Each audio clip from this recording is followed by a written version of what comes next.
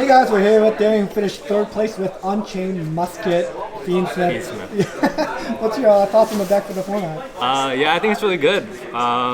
It's obviously not the best deck. It loses really hard to Full Ross, but I don't know. I just didn't want to play Fire. I actually ended up playing Jason last week at Locals, and he showed me this deck. It looked really fun, and I had the cards, so I was like, might as well play it at Regionals. Also, my brother was like, don't play the other version of the deck I was thinking, which was really bad. I don't even want to talk about that one. Alright, let's get to this then. Cool. Starting off, there's 3 engines in here. First is going to be the Unchained. So 2 Aruha, 1 Sarama, 1 Shayama, 1 Sharamara. This is like the minimum you need. A lot of the times you'll go through all of these on your first turn. Yeah, not much to say. These have been around in the format. Ubel's playing them like, I don't know, it's just a lot of extension and a lot of pushes that you can get through a lot of boards with. That's it for the Unchained monsters. And then Fiendsmith, of course, the best Fiend things to come out in a long time. 1 Lurie, 1 Lacrima, 1 Engraver. This card is extremely broken now, especially with the new Link 3. You're able to keep your Desiree off the board. Or if Tempai Raigekis you, for example, you can just let it go and then bring this back in like the start of battle phase and immediately negate all 3. So it's really good in that sense. But obviously if you have Caesar or stuff, you still want to negate it, but it's just an option if you don't get there. Yeah, not too much to say about Fiendsmith. I think the most interesting part of the deck was definitely the musket cards. So 3 Starfire and 1 Calamity. For those who don't know what these do, Starfire, when a spell or trap is activated in the column that it's in, it summons another musket from the deck. And then Calamity is similar, where instead of the deck, it would summon from the grave. These are like the most broken cards ever. They generate like 3-4 bodies if they go uninterrupted, especially with the Link 1 that they have. Yeah, these are really good. If you haven't learned what these do, definitely take a look. I was not playing them for the longest time. My brother was always yelling at me, but there we go. And then for the non-engine monsters, we have 3 Fenrir, 3 Furos. There's no other hand traps other than these ones. Fenrir was actually really good for me today. He was really good when you have Fuad, you can end on like Fenrir Solar Rage.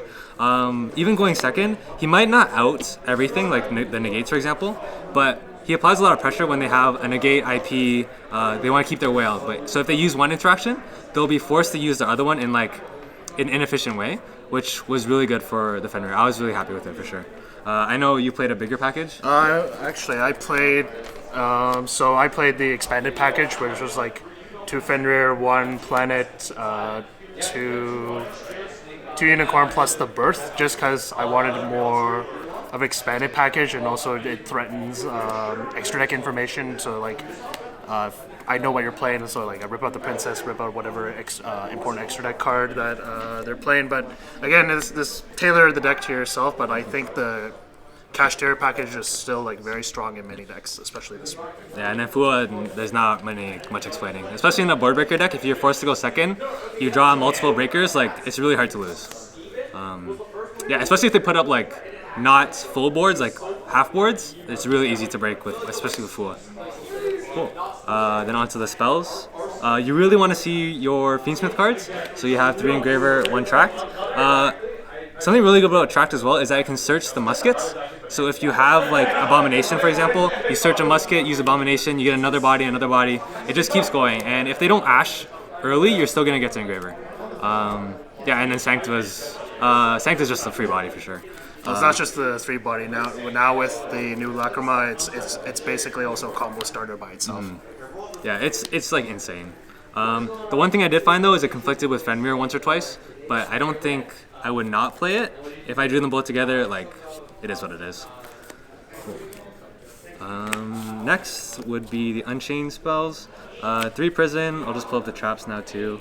2 Chamber, 1 Escape. Self-explanatory, Reborn Rage, and pop 2 cards and search any card. Yeah, these with the musket cards are extremely broken because it basically bridges into all of your engines. You'll start off with the 2 musket cards, and then you add an Unchained card, and then you also have Requiem into the Engraver. Like, you're guaranteed to have all 3. If you're able to end with Escape plus Chamber, I feel like you can't really lose. Yeah, that's it for the Unchained. And then for the non-engine, this is like the best part for me. Like, I love Thrust, talents, 1 called by. Thrust is a really good engine piece in this deck because going first you can set Unchained traps and then unbrick like the Aruhas or the Shards from your hand. Going second you can search Tract. Like it's absolutely insane. Talents is really good. Sometimes if you get Furos, you can just end on Rage, give them that 1 draw, and then Talents take their starter. People don't really expect that, but if you use it preemptively, they just draw into another card and you're like, oh crap. Yeah, and then Uncalled By was like MVP. You can hit so many cards with this. Garunix, Princess, Phantom, Hieratic Seals against Tempai. Like this card's definitely like one of the best cards in the game right now. And then the other breakers, Droplet, and then 1 Imperm. The Imperm is just a thrust target for when you go first, and you can't really add anything, and you have all your Unchained traps. It's just like just another option. And then I did play a 41st card that shout out Uncle Yusuf for convincing me to play last night. Spell card Monster Reborn. I just kind of threw it in as a 41st card, but it actually came up multiple times. It's a really good combo piece if you have like muskets plus engraver. You can go musket, summon musket, pitch engraver, add something, and then you have 2 spells because you'll have this reborn and engraver, or you'll have the spell you searched off engraver. So both your musket monsters are going to trigger now, and it's also good as an interruption. Like going second, you can hit Princess, you can hit Garunix. Yeah, honestly, and it's just an extra body. If you get like Bestialed on one of your engravers and you have 2, you can just bring back 1 of this. Yeah, it came up like a few times. Like I'm pretty happy with it. Again, shout out Uncle Yusuf. I know he loves this card. Yeah, that's it for the main deck. I guess we'll go to the extra deck. Shout out to everyone in these tokens. Cool. We'll go into detail by everyone later, but pretty standard extra deck, I'd say. Typical Fiendsmith stuff. So you have the Sequence, Requiem, Desiree, and Arrow Eater. You don't really need Necroquip in this deck because they're all light fiends, so they're all going to bridge in anyway. Especially with the new Lacrima, you're going to have 2 bodies because you're going to summon an engraver anyway from the grave. And then lastly, this card. This card was absolutely nuts for me. I think I used it like 2 or 3 times, but when I did it, like it basically guaranteed the win. Like round 1, I played through. I had to summon Sequence 3 times essentially because it kept getting impermed. And then Sequence goes into this, make Desiree, this summons back Desiree, and then now my opponent has 2 or 3 cards in hand. I had Rage Engrave, Desiree that can negate 5 and can't be targeted, and I think I had Sharv in hand or something like that too, that I could out the Desiree, shuffle it back, and then in the end phase, Lacrima brings back this, and this summons back Desiree, so it's alive for my turn again. Like this card is absolutely gross if you can get to it. Sometimes you can't get to it. I wish you could, but yeah, extremely broken. I just want to also chime in as well. With this, you can play through board breakers a lot more easily now. Just because, like, if you have this set up with the Desiree, you can just basically hide away the Desiree, or just like if they break your board first, you can let it go and then use the new Lacrima to revive this, and then reestablish the Desiree for negations. Yeah, such a good combo. And then for the Unchained cards, 2 Yama, 1 Rage, 1 Anguish, 1 Abomination. I actually didn't summon Abomination too much. In testing, I really only summoned it when I'm Fiend Locked. But I always try not to get Fiend Locked so I can summon the next best card, like Access Code. This into Access Code, making so that you can't chain Druid Swarm, you can't chain like Diabell Stars and stuff. Much better option than Abomination. But if you do get Fiend Locked, like Abomination is still a good card. And then also there's going to be Max. Max is also like extremely broken. For those that don't know what it does, we didn't use the first effect, which adds musket spell or traps because we didn't play any. But the second effect, where it summons muskets with different names from deck, up to the number of spell traps in your opponent's that your opponent controls, it's like extremely broken. It can go Starfire, link to this. This summons 2 more bodies, like by itself. So the 1 Starfire got to 3 bodies. Like, extremely broken card for sure. And then just your regular SP for Rage, Caesar for Unchained and Fiendsmith, and then Typhon. I actually didn't summon Typhon once today, but good in theory, especially with the control deck, because you can still unrage, and then another body, so you'll end on Rage Typhon, and still really broken. Okay, that's it for the extra deck. Into the side deck.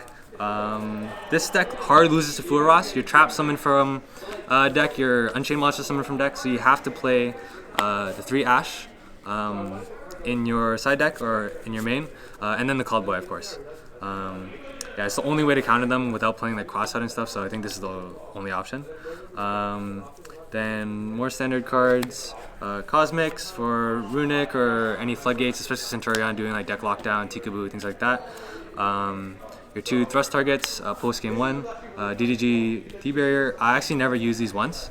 Either I got hand trapped and I didn't have thrust, or I just would rather have like Imperm or something like that, or Escape.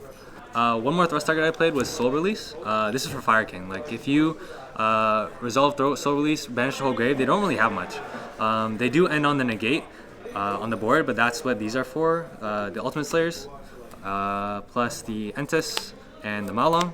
Ultimate Slayer is like one of the best cards right now. Against pure Snake Eyes, you can bounce the negate. Entis pop like one of their face downs, or force the IP when you have nothing on board.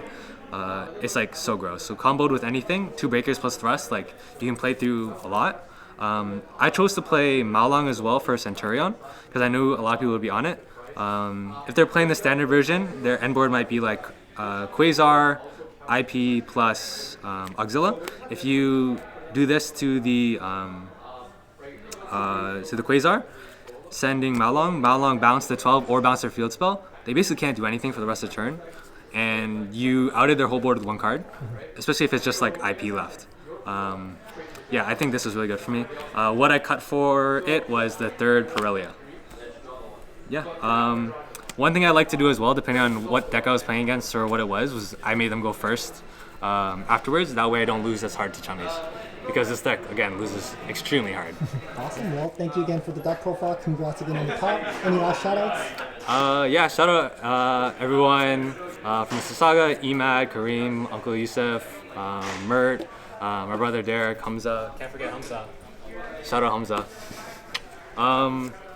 Yeah, I think that's it. Shout out Jason again. If I didn't lose to him at locals like afterwards, I probably wouldn't have played this deck.